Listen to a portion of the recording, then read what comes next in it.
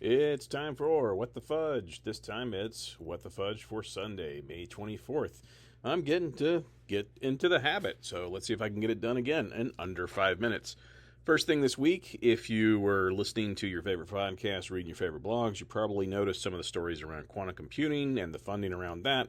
This is somewhat related to the billions in grants that are up for various companies that are part of this.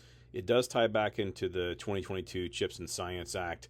It does appear that the largest of the large are probably going to benefit. I think if you're familiar with IBM and the notion of quantum supremacy and something around the order of most qubits, it seems like they're going to probably pull down quite a bit. I think that some of the hand-wringing and concern around suddenly AI eating all of the SaaS companies also probably was deflated a little bit, as most of the shocking SaaS companies are going to be shipping AI features.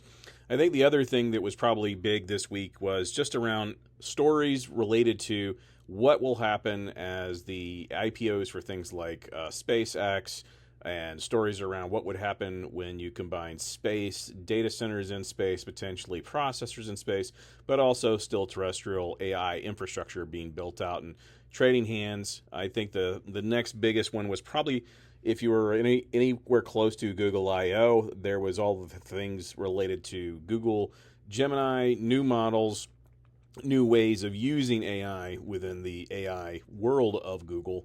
And then finally, the last couple things that probably stood out were, if you are not familiar with Blackstone, if you're not familiar with Google TPUs, these are the two stories I think that kind of fused a little bit of what was part of Google I/O, but also more importantly, thinking of this in terms of data and infrastructure space. So if you're familiar with Blackstone, taking up things like QTS and some of the other data center companies that were out there. But now imagine that with an equity investment that says billions and billions of dollars, which again is a big number, but in the terms of AI infrastructure, it is a relatively currently big number. It may not be currently big number, say 3 years from now, but it is interesting that Blackstone and Google are doing a compute joint venture, it seems.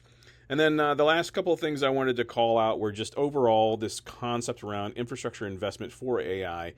This notion of the U.S. government being involved is interesting, but I also think that some of the challenges we're going to run into aren't related to infrastructure. It'll be related to how we think of when and where particular AI stories start to play out in other industries. I also remember asking the question of when and how does the power shift occur between these companies. So right now it does appear that the largest of the large are the ones that are in charge, but ultimately I think that you'll have stories around smaller, more nimbler startups that do begin to use AI come of age. I also think that the tokenomics, if you will, which is this study of what is the true cost of the inputs, the output tokens related to these AI outcomes, what that's going to mean. And so in the modern world of FinOps and in the modern world of unit costing, that Gartner definition, we're going to see more and more emphasis on where the dollars come in, what value is derived from that platform if it is an AI feature, and then ultimately what will come from that. So that's a bit of a roundhouse of the week. I was also traveling. I will be traveling again this week. So even putting all these things together, I think it's fascinating that you can talk to your Siri phone and say, Siri, ask ChatGPT to answer this question. That's a pretty cool override. I'm not sure if you've used that before, but I'm also enjoying using Gemini, and I'm also enjoying using Anthropic Claude Cowork, as well as some of the other tools that allow you to have a conversation using just your speakerphone and just basically handing off this concept of transcription and asking questions and then getting a response. And it is interesting how even things like when you have a cough, the perception of the LLM is that you are trying to say something. So I'm looking forward to AI, if you will, accounting for that I might have a tickle in my throat or a cough. But I'm almost up to the 5-minute mark, but I wanted to thank you again for listening, for those of you sticking around. And that's it. That's again another episode of What the Fudge for Sunday, May 24th. Take care.